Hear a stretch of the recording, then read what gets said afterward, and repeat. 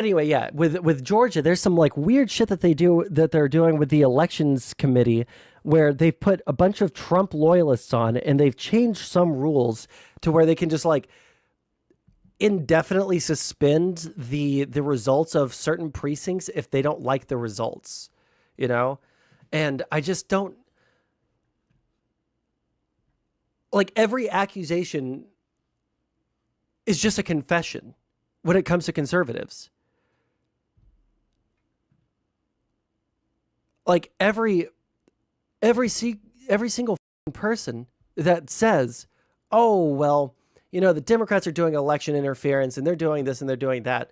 Man, they're trying to like overturn things that they just don't like, even if they're correct.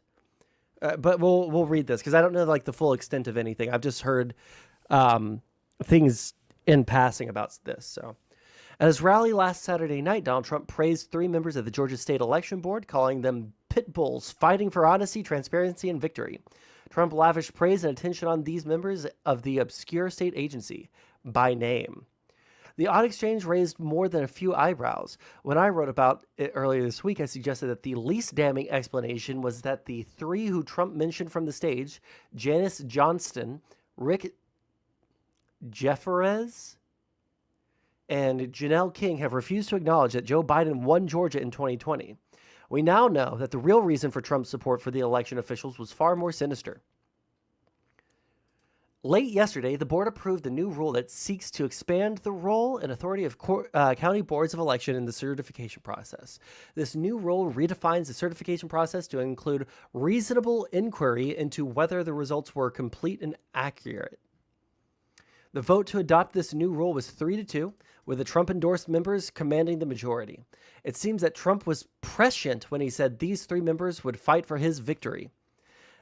That this violates state law seems very clear. The obligation of county boards to certify elections is mandatory and ministerial. Nothing in Georgia law permits individual members to impose their own or interpose their own investigations or judgment into a largely ceremonial function involving basic math. For Trump, these legal niceties are beside the point. He wants to be able to pick and choose which election results are accepted based solely on the outcome. This rule is a step in that direction. If the new rule survives the inevitable court challenge, Trump will have another powerful tool in his election subversion arsenal. If it is struck down, which seems more likely, he will claim to be the victim of biased judges in an unspecified conspiracy. If this sounds a lot like the approach Project 2025 takes to the federal civil service, it is because it is the same. The larger lesson from this episode is how much more methodical Trump and his allies' approach to subvert the 2024 election is than in previous years. In 2016, the Trump campaign barely had a legal presence in the battleground states. In 2020, the Trump campaign's approach to the post-election was comically inept. Rather than abandon election denialism, however, the GOP has embraced it. Instead of recoiling from humiliating performance of its legal team, the Trump campaign is redoubling its efforts, but with an important modification. Unable to convince even conservative judges to reject the lawful actions of election officials, Republicans have spent the last 4 years replacing the election officials with election deniers. In an extreme example of personnel being policy, Republicans seek to change the outcome of elections by changing who counts the votes and certifies the election. This sounds a lot... Oh, okay. It is because it is the same. By driving out good, honest workers and replacing them with Trump loyalists in both instances, Republicans seek specific outcomes regardless of the merits. It is the extreme version of the ends justifying the means. What we saw yesterday in Georgia is not likely the end of the story. From experience, we know two things about Donald Trump. He is completely transactional, and there is always another transaction. He didn't give a verbal seal of approval to the three Georgia State Election Board members simply to gain advantage in a single new rule. We can be sure that this is just a start. Trump demands absolute loyalty while giving none in return. He expects that these three board members and the other election deniers he has placed in positions of power around the country to deliver his preferred outcome 100% of the time, regardless of the facts or the law. Jesus. I love in one of the reddest districts in the country in North Georgia, people are unhinged, or I live in.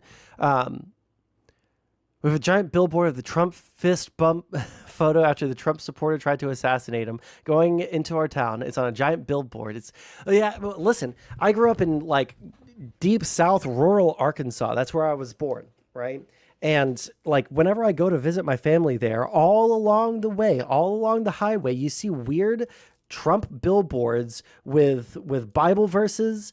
You see people have set up giant displays in front of their houses. Like it's the weirdest shit in the entire world. And one of the things I think is always super funny every time I pass it, every year going to visit my family in Arkansas, there was this one sign that was always it was a billboard in someone's yard, right? So I don't think this is like a commercial space, right? But there's this giant billboard in someone's yard, and it always used to have, Bible verses or Christian messages on it, or, go to church this Sunday type things, right?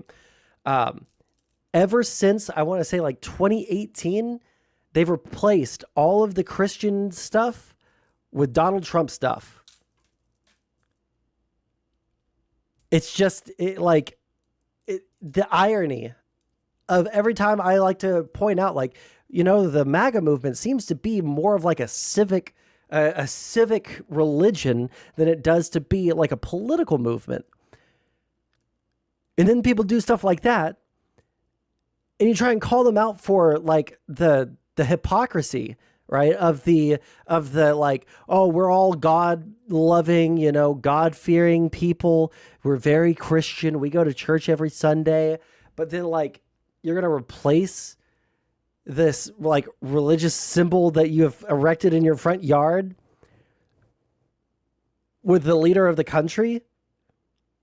I don't know, man. There's something weird there that I think that we could point out, but I'm not sure if they would ever understand it. I'm not sure if they would ever understand it.